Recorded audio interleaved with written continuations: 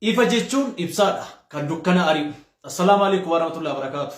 Addunyaa kanarraa namni jireenyatti galuudhaaf waan baay'ee yaala. Jireenyatti galuudhaaf waan baay'ee dalaga. Kan isin ajaa'ibu biyya lafaa kanarraa yookaan addunyaa bal'oo kanarraa walli waa'ee ishee taate addunyaa bal'oo kanarraa namoonni baay'een jireenya bara baraa barbaadu malee du'a hin barbaadan. Har'a waa tokko sitti himuu barbaada. Karaa ati ittiin jireenya bara baraa argachuu dandeessu.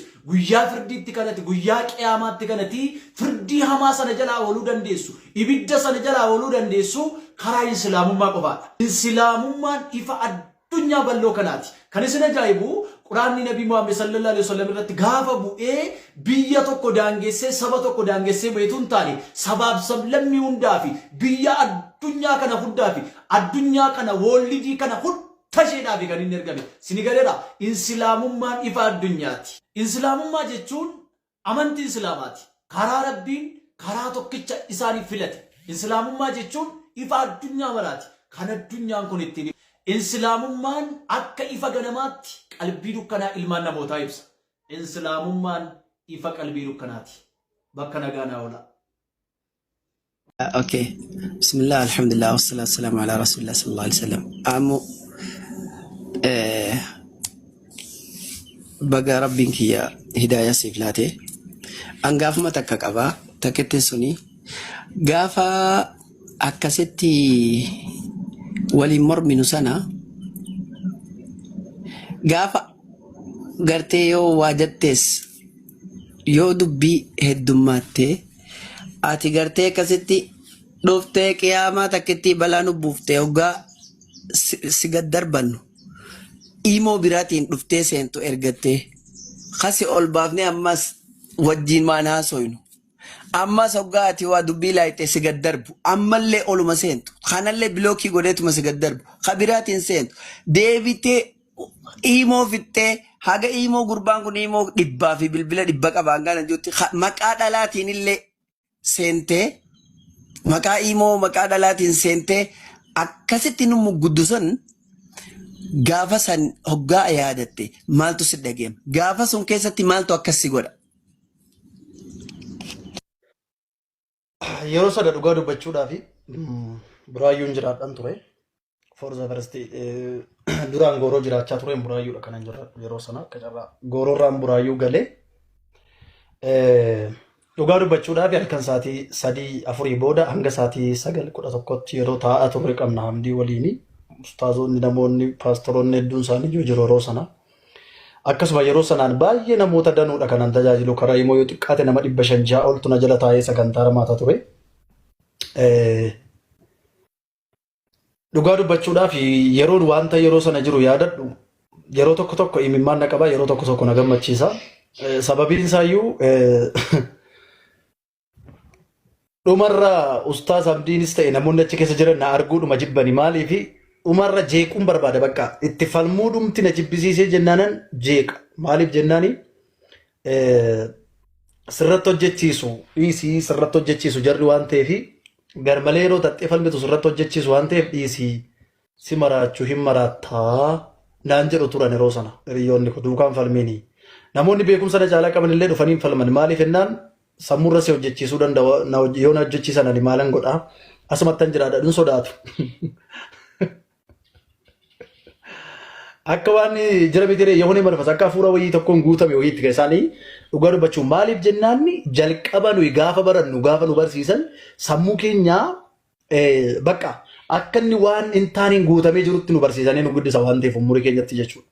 Kanaaf yeroo sana dhattee falminaan dhumarra yeroo muraasaa booda garee sana na jeeqa bakka nan jeeqa dhaqee yoo isaan na biloo kan nan arrabsa amantiin arrabsa. Amantaa nan arrabsa, amantoota nan arrabsa, hundumaa nan arrabsa, nabii nan arrabsa. Waan hin arrabsine jiru bakka dhumarra ustaaz Abdii kun haareetu bakka ati ijuma keenya duratti dhufuu man qabdu dhee nabi looka. Ammas xiqqoo guyyoota muraasa wayii tureen guyyoota muraasa wayii ergan ture booda ammas deebi'ee nan deema. Nan naqa. Arrate tarii nagaa taatee tataa kottu naasomna dhee yeroo naqu ammas jecha hin taane jedheen achirraatii bu'an ture. Jechan taane jedheen achirraa bu'aa dhumarra gara imoo nan gubaa haaresseen bana nan guba yoo biloo qabe immoo imooni Imo tokko haaressitee ammas yoo gubdee indegana yoo deebistee imo sana bante deebisee masigasha bilookii sin godhu. Inuman gala ustaaz amni kun mana bilooka bakka inuma na bilooka nabe yoon dubartiidhaan suura dubaraa godhadhee dhufellee na beeka. Suura faranjii kanarra kaa'een dhufa suura dhiira faranjii irra kaa'een dhufa inuma na bilooka bakka.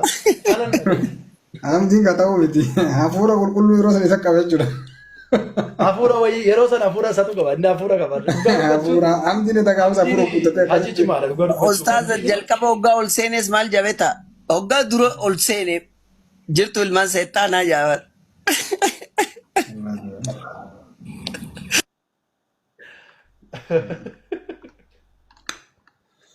waan ajaa'ibaati. Inna walumaa galatti akkas ture wanta itti yeroo sana yaadadhu waan baay'eetu jira. Inshallah rabbiin na qajeelchee gara dhugaa kanaa na fideera. Rabbiin dhugaa kana naa kenna irratti jabeessee naa dhaabu. Ustaaz. Sinin jedha walumaa galatti. Amo Yesuusin gante, amo Yesuusin dhiiste, amo Yoodaa taate, amo Yesuus amma adabee si fida, amo Yesuus amma si funuunsa, amo Yesuus amma si rukkuta, amo Yesuus amma si ajjeesa, amo dafii deebi horrettanii. Yaa jamaa, mee sabrii godhadhaa, mee tasgabbaa sabrii dhumaan nattaaswaati. Akkan Yesuusin ganeef akkan Yesuusin hin ganne isinitti hima. Indi maal taatan isinii?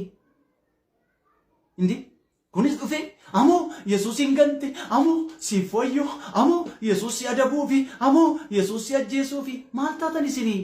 Indi Maatiyos 19 lakkoofsa 28 irratti akkoo bara Israa'eloota malee tasuma Itoophiyaa kana addunyaa kana akkam beenne Yesuus dubbateedhaan guyyaa deebi'ee dhufuyyuu Israa'eloota irratti akka firdiin kennamu dubbate malee nuun akkam beennee dubbateedhaaf yaa jama. Indi maal taatan isinii? Indi tasgabbaa malee baay'eenuma tasgabbaa hin ariifatiinaa.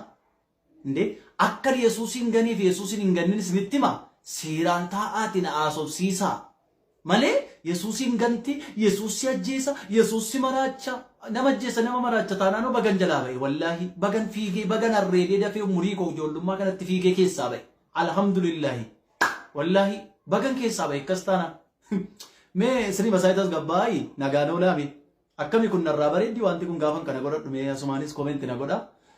Galatooma isiniin jechuu barbaadeen oolmaa gaarii.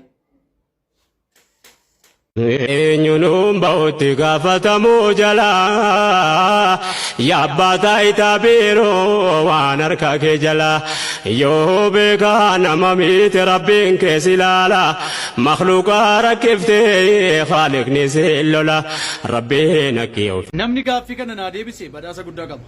Tokko dawuu walqixa sadii ta'amoo tokko ta'a. Tokko baay'isuu tokko walqixa tokko ta'amoo sadii ta'a. Namni gaaffii kana lamaan naa deebise badhaasa guddaa qaba. Salaamu alaikum.